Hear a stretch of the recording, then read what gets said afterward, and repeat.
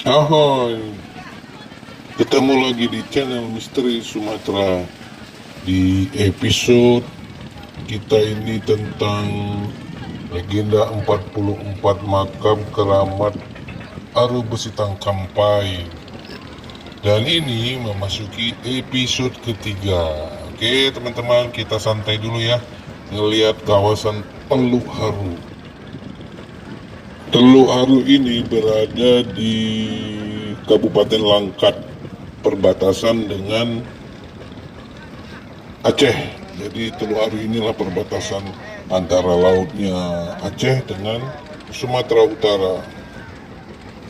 Legenda dan sejarah Teluk Haru ini selalu berhubungan dengan Pulau Kampai.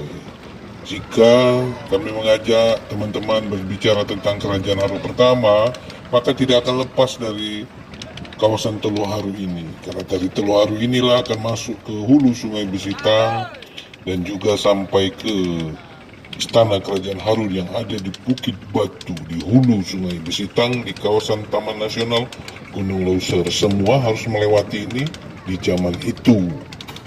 Oke teman-teman, jadi kita ngeliat Teluk Haru ini sudah berusia ribuan tahun. Kisah yang panjang antara Pulau Kampai dan Teluk Haru. Oke teman-teman, kami sengaja memperlihatkan ini kepada semua pemirsa supaya bisa melihat bagaimana perahu-perahu nelayan hilir mudik di sini, baik itu nelayan, transportasi laut, hilir mudik di tempat ini, supaya mengerti beginilah dahulu kala pernah terjadi.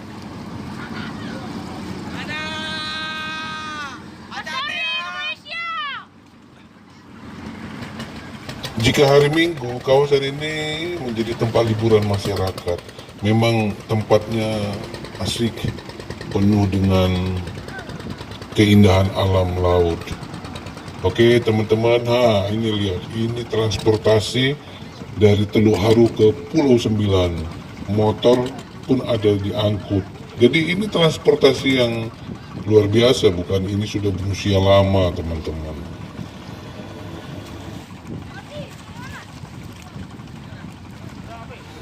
Era-era seperti ini dahulu kala mungkin polanya berbeda ya. Dulu pakai layar, sekarang semua pakai mesin, tapi tetap perahunya masih kayu. Dulu layar, sekarang mesin, itulah sejarah teman-teman.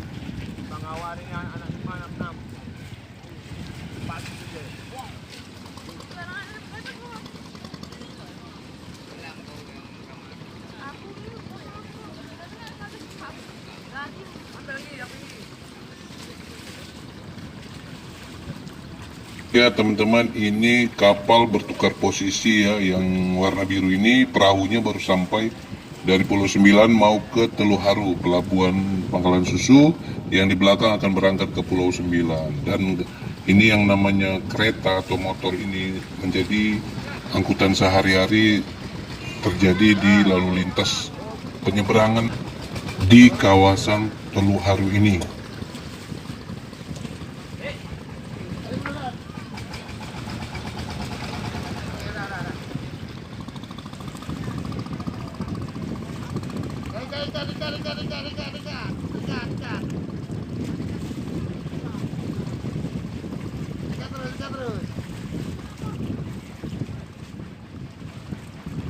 Di episode ketiga ini, bagian dari legenda 44 makam keramat Aru Besitang Kampai, kami ingin mengajak teman-teman mengunjungi sebuah makam keramat yang berada di kawasan Teluk Haru ini.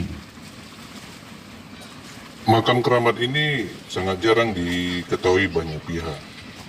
Kami menyebutnya makam keramat Ujung Paluh karena dia berada di paluh sungai yang mengalir ke laut dan keluarnya ke Teluk Haru ini. Jadi dia antara Pulau Sembilan, antar Teluk Haru. Oke teman-teman, kita akan menuju ke lokasi.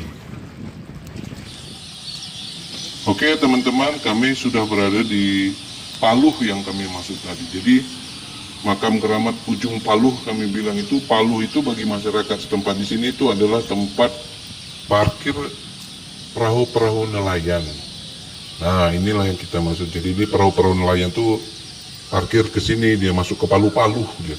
Aliran-aliran anak sungai yang mengalir ke Teluk Haru. Nah, inilah yang disebut, kami menyebutnya makam keramat Ujung Palu karena dia berada di Palu. Nah, inilah dia teman-teman. Tadi kami dari Teluk Haru lalu masuk ke sini, sampailah kami di Ujung Palu. Ini dari sinilah kami akan menuju ke makam keramat yang dimaksud. Dulu ini pintu gerbang menuju pemukiman penduduk. Nah, teman-teman bisa lihat bahwa ada perahu-perahu nelayan yang masuk ke Palu-Palu ini, di mana ini parkir perahu-perahunya dekat-dekat rumah nelayan. Inilah yang kami bilang Ujung Palu.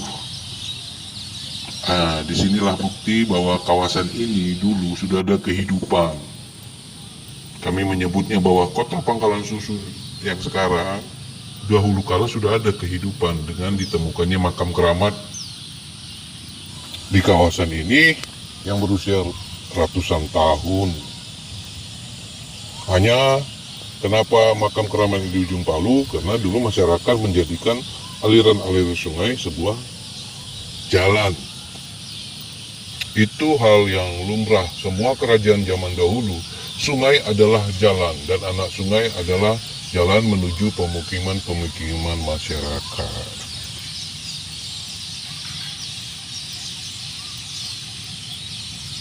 Pola kehidupan nelayan yang kita lihat sekarang ini sebenarnya ini juga terjadi sih beberapa ratus tahun yang lalu, masih di zaman Kerajaan Haru. Cuman perahunya dulu pakai dayung atau layar, sekarang pakai mesin. Zaman dahulu kala tempat-tempat seperti ini sangat strategis untuk persembunyian dari serangan-serangan musuh. Zaman dahulu kala kalau perang, apalagi di Nusantara, benteng alam itu sangat penting. Tak heran kawasan-kawasan strategis seperti ini penuh lika-liku untuk memasukinya. Itulah benteng alam, sehingga musuh kesulitan untuk mencari jejaknya.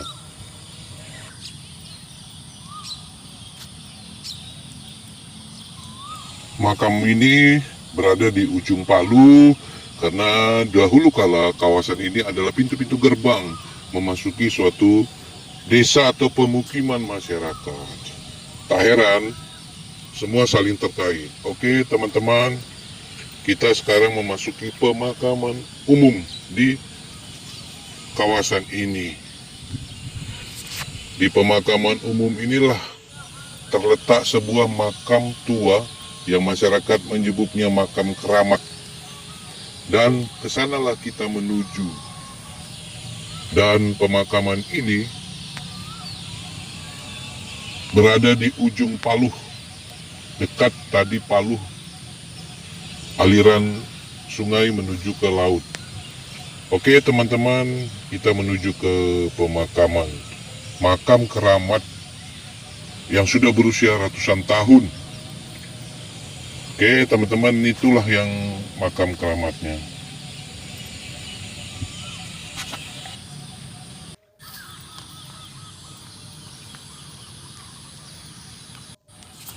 Teman-teman, inilah makam keramat tua yang kami sebut makam keramat Ujung Palu.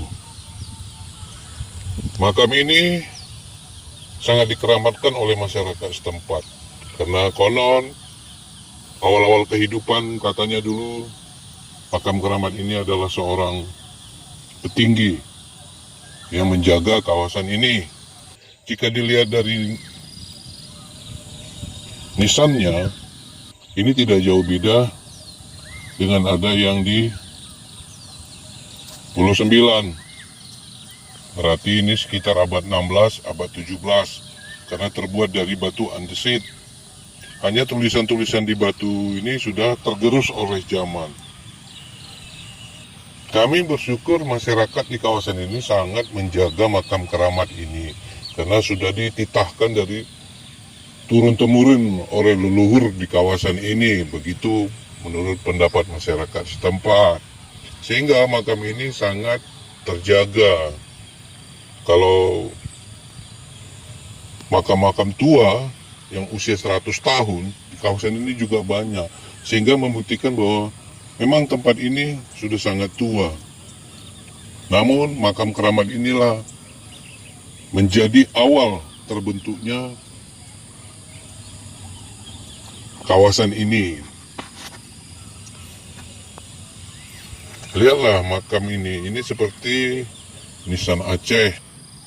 Zaman dahulu kala, pemilik makam yang batu nisannya dipesan dari Kampung Pandai di kawasan Aceh, dekat Banda Aceh sekarang itu adalah orang-orang pembesar-pembesar dan orang yang kaya di zaman itu. Sehingga tidak heran nisannya sangat kuat, berusia ratusan tahun. Itu juga terjadi makam keramat di Pulau Kampai, makam keramat di Pulau Sembilan, dan juga makam keramat di ujung Paluh yang masih berada di kawasan Teluk Haru. Makam-makam keramat yang ada di kawasan Teluk Haru ini yang sekarang kita memasuki episode ketiga ini saling berhubungan, saling terkait. Karena di zaman itu, Teluk Haru ini harus dipimpin, dijaga, karena kawasannya sangat strategis. Ya teman-teman, kami tertarik melihat batu putih ini yang kemerah-merahan yang berada di makam keramat ini. Sangat unik, tapi kami tidak berani mengambil dan membawanya pulang karena beresiko. Oke teman-teman, sampai di sini dulu ya di episode ini. Jangan lupa like, komen, dan ikuti terus episode berikutnya yang lebih seru. Ahoy! Ahoy!